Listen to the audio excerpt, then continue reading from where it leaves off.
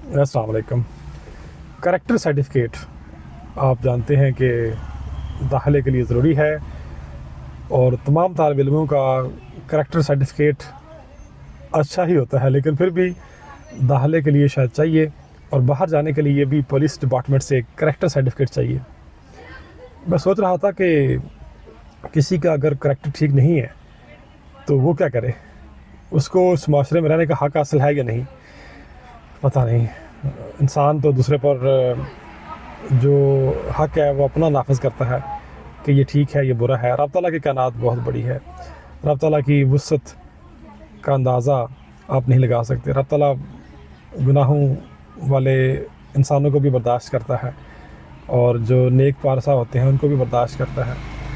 رب تعالیٰ نے ایک دن مقرر کر رکھا ہے بس، یا بہت کھلا موقع دے رکھا ہے کہ آپ سوچ کے شعور کے ساتھ میری طرف آئیں، اور گناہ کر بھی لیے ہیں تو میری رحمت سے مایوس نہ ہوں۔ انسان دوسرے کو معاف نہیں کرتا، انسان کریکٹر سرٹیفکیٹ بانٹتا ہے کہ یہ بندہ شخص ٹھیک ہے یا نہیں۔ ایک بندہ جو بظاہر گناہ گار ہے، آپ کو کیا پتا اس نے توبہ تائب ہو کر راہ بدل لی ہے، رب تعالیٰ کی راہ پر چلنا شروع کر دیا ہے۔ انسان کا اور رب تعالیٰ کا تعلق بہت ذاتی ہے، کسی دوسرے شخص کے حواس میں یہ نہیں آ سکتا کہ کون سا شخص کب تائب ہو گیا، کب توبہ کر لی اس نے۔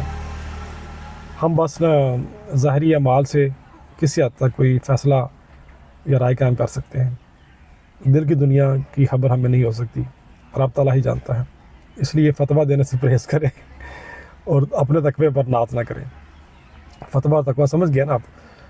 تو ہم تقویٰ زیادہ پسند کرتے ہیں ظاہری طور پر، لیکن میرے حال میں کوئی بھی عام آدمی بھی صاحب تقویٰ ہو سکتا ہے اپنی سوچ کے لحاظ سے، یا رب تعالیٰ کی خوشنودی کتنی وہ حاصل کر چکا ہے یا کتنا وہ طلبگار ہے، وی نیور نو، ہمیں پتہ نہیں ہوتا۔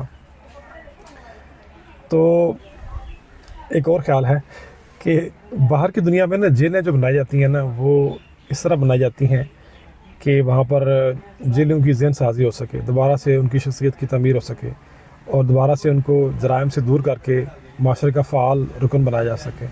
ہمارے یہاں جیلیں بہت زیادہ بھری ہوئی ہیں، گنجائش سے زیادہ بھری ہوئی ہیں، اور ان کے اندر بھی جو جرائم ہیں اور جو جرائم پیشہ لوگ ہیں، مطلب کیا بات کروں اس حوالے سے، چرس کے معاملات ہیں، قتل کے معاملات ہیں، جیلوں کے اندر چل رہے ہیں، اور جب جیل سے کوئی بندہ واپس آتا ہے تو وہ زیادہ بڑا گنڈا اور بدمعاش بن کے سامنے آتا ہے۔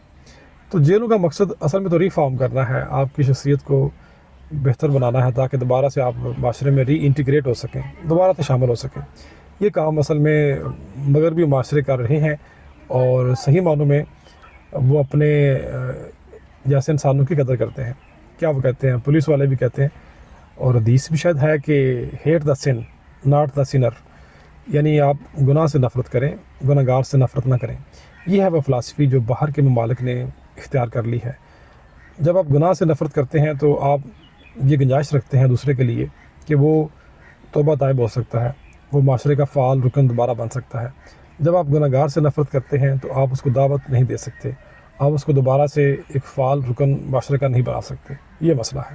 شکریہ۔